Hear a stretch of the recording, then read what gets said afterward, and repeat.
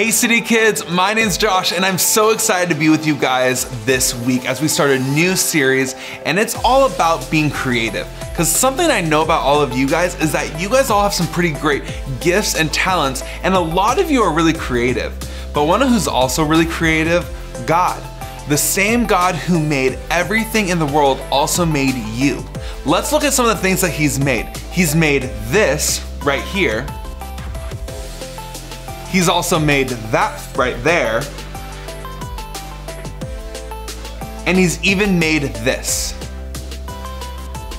And the same God that made all those amazing things, from the Northern Lights to the Grand Canyon to Mount Everest, has made you the way you are.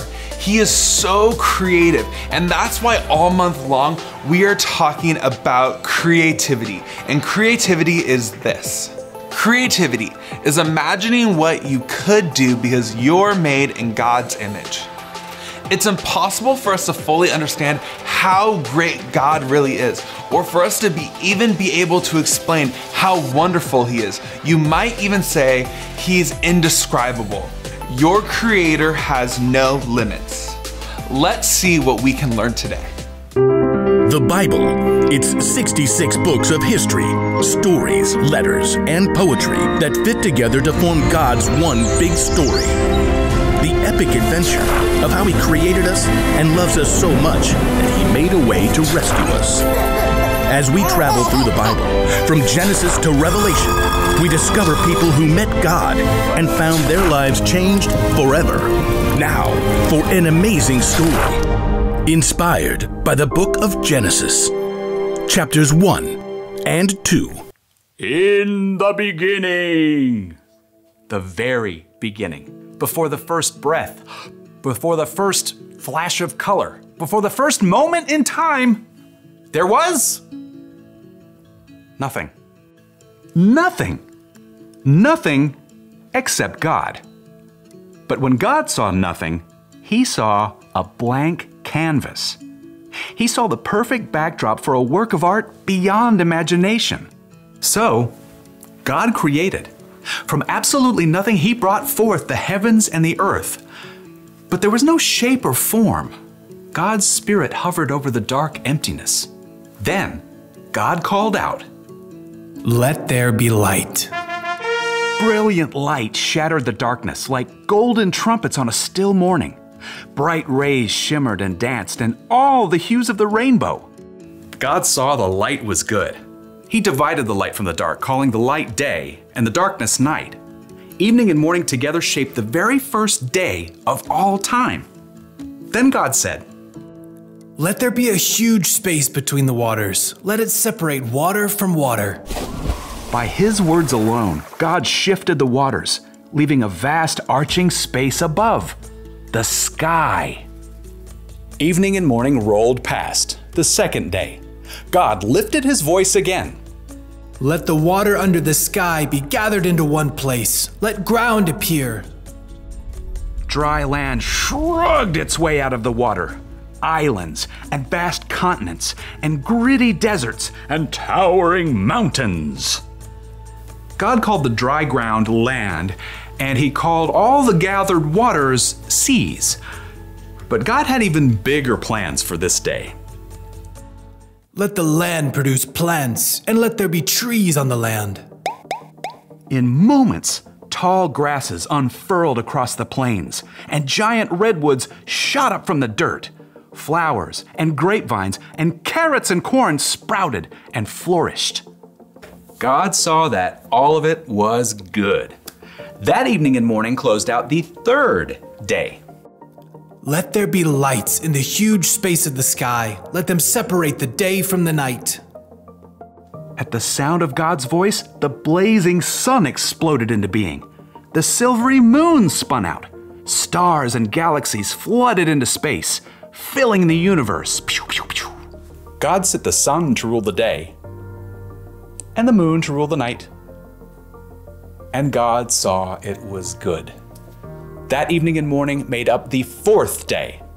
But God wasn't done painting His masterpiece just yet.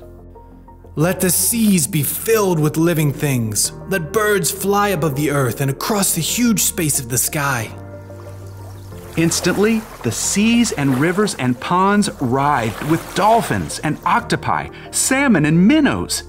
Eagles soared and bluebirds nested, while ostriches stretched their long necks. God saw they were good. That evening and morning formed the fifth day. But God kept working on His creation.